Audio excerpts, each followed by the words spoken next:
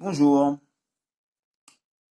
je vais vous lire le message du jour du vendredi 6 novembre 2020.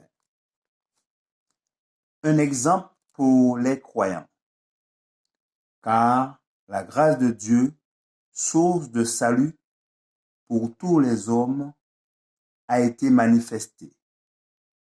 Elle nous enseigne à renoncer à l'impiété et aux convoitises mondaines et à vivre dans le siècle présent selon la sagesse, la justice et la piété. Nous avons une grande œuvre à accomplir si nous voulons hériter la vie éternelle.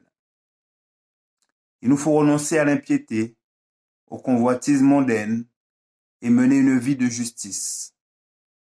Pour nous, il n'y a de salut qu'en Jésus, car c'est par la foi en lui que nous recevons le pouvoir de devenir enfants de Dieu. Il ne s'agit pas simplement d'une foi passive, mais agissante qui accomplit les œuvres du Christ. La foi vivante se manifeste par un esprit de sacrifice et de ferveur pour la cause de Dieu. Ceux qui la possèdent se tiendront sous la bannière du prince Emmanuel et combattront victorieusement contre les puissances des ténèbres. Ils sont prêts à obéir en toutes choses aux ordres de leur capitaine.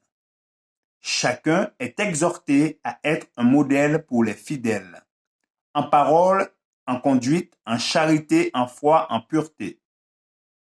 Nous devons vivre dans le siècle présent selon la sagesse, la justice et la piété, refléter le caractère de Jésus et manifester son esprit.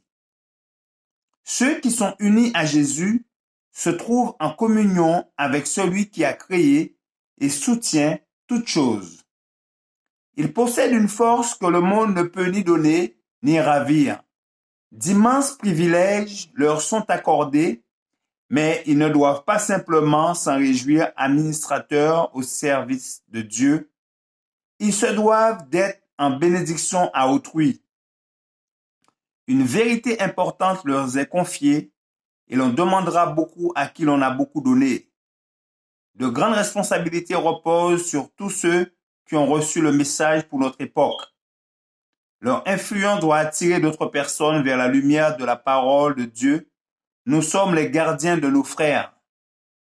Si nous croyons sincèrement en Jésus, nous recueillerons les rayons de gloire et nous en éclairons le sentier obscur de ceux qui nous entourent. Nous révélerons le beau caractère de notre Rédempteur et plusieurs gagnés par notre influence viendront contempler l'agneau de Dieu qui ôte le péché du monde.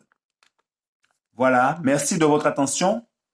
C'était le message du jour du vendredi 6 novembre 2020. Que Dieu vous garde et vous bénisse. C'est là ma prière pour vous. Je vous souhaite de passer une bonne fin de journée et je vous dis à bientôt. Santé, bonheur, prospérité. Dieu vous garde.